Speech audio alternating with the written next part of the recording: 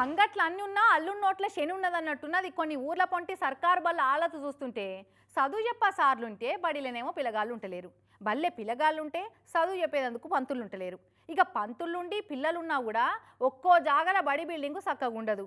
పోనీ బిల్డింగ్ ఉండి సార్లుండి పిల్లలున్నా వాళ్ళకు ఒక్కటి రెండు పోనీకి బాత్రూమ్లు కూడా ఉంటలేవు. ఇప్పుడు ఈ ముచ్చటంతా ఎందుకు చెప్తున్నా అంటే, లీడర్లు తిరిగే కార్లు మారుతున్నాయి, వాళ్ళు ఉండే ఇండ్లు మారుతున్నాయి, వాళ్ళ ఆస్తులు మారుతున్నాయి, కానీ ఓటేసిన బీదల పిల్లలు చదివే సర్కారు బల్లల హాలత్ అయితే అసలే మారతలేదు.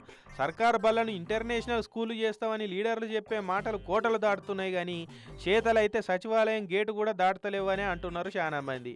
ఉమ్మడి నిజామాబాద్ జిల్లాలో చాలా సర్కారు బల్ల హాలతేం అస్సలు మంచిగా లేదు. కామారెడ్డి జిల్లా కేంద్రంలోనే ఉన్న అంబేద్కర్ నగర్ల బడి ముచ్చట్నే చూడరాదు. ఈడున్న ప్రాథమిక బల్లె 1 నుంచి 5వ తరగతి దాకా ఒకటే రూమ్ ఉన్నదట.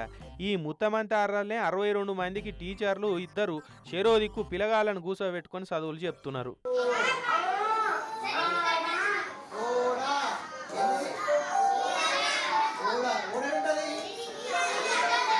పోనీ బయటేడన్నా చెట్టు కింద కూసోబెట్టుకొని చదువు చెప్తామన్నా అట్లా కూడా లేదు. వెనక పొంటి పెద్ద మోరు ఉన్నది, ముంగట్నేమో మెయిన్ రోడ్ ఉన్నది. ముత్తమంతున్న అర్రల్నే సార్లు చదువులు చెప్తున్నారు. ఈ బడి ముచ్చట ఇట్లున్నదా? ఇక రామారెడ్డి మండల కేంద్రంలో ఉన్న జెడ్పీ హై స్కూల్లో చూడుర్రి, 3 రూములు అంటే 3 రూములు ఉన్నాయి. అందులోనే 6 నుంచి 10వ తరగతి పిల్లలకు చదువు చెప్తున్నారు. ఒక్క రూములనే 2 క్లాసులను కూసోబెడుతుర్రు. ఇక గట్లయితే ఎవరికి ఏం చెప్తుర్రో ఎట్లా అర్థమవుతుంది పిల్లగాళ్ళకు? 140 మంది పిల్లగాళ్ళు ఈ 3 రూములలోనే కూసోవాలంటే ఎట్లుంటుంది చెప్పురి.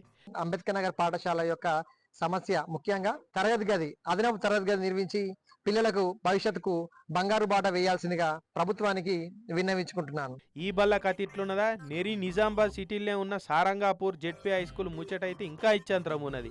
చదువు చెప్ప సార్లు ఉన్నారు, బడి నిండా పిల్లలు ఉన్నారు, కానీ 120 మంది ఆడపిల్లలకు ఒక్కటే బాత్రూమ్ ఉన్నది. ఇక మగపోరలకైతే ఆయనత కూడా లేదు, బడి అవతలకే పోతుర్రట. మహిళా టీచర్లకైనా ఆడపిల్లలకైనా ఎంత తిప్పలైతుంది ఏం కథ? 2 బాత్రూమ్లు ఉండే ఫస్ట్ కడతామని తీసేసిర్రు. ఇప్పుడు టీచర్లకైనా గర్ల్స్కైనా ప్రాబ్లమ్స్ ఉంటాయి కాబట్టి మాకు బాత్రూమ్లు కట్టియాలా. ఇప్పుడు అక్క వాళ్ళు బయటికి వెళ్దామని అంటే రోడ్ దాటాలంటే యాక్సిడెంట్స్ అవుతున్నాయని మేము పోతలేము. ఇంటికి పోదామంటే ఇల్లు మస్తు దూరం ఉంది. మాకు జల్దీ బాత్రూమ్లు కట్టియాలని మేము కోరుకుంటున్నాం. ఇన్నరా పిల్లలే కాదు మేడం కూడా అదే బాధపడబట్టింది పాపం. ప్రభుత్వం కొంచెం దయ తలిచి ఈ పాఠశాలలో ఉన్న ఒక సమస్య, అతిపెద్ద సమస్య, అదైతే మెయిన్ సమస్య. బాలికలు కనీసం మొన్న బడిబాటలో మేము అబ్జర్వ్ చేసింది, పేరెంట్స్ పంపించడానికి కూడా ఇష్టపడట్లేదు స్కూల్కి.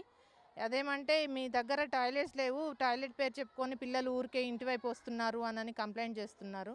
సో తొందరగా వీలైనంత త్వరగా పూర్తి చేయాలని ప్రభుత్వాన్ని కోరుకుంటున్నాం. ఇక చాలా మట్ల సార్లు ఆఫీసర్లకు లీడర్లకు మస్తుగానే దరఖాస్తులు ఇచ్చిరట, కానీ ఎవ్వరు కూడా ఇటున్న పుల్ల తీసి అటు పెట్టలేదట.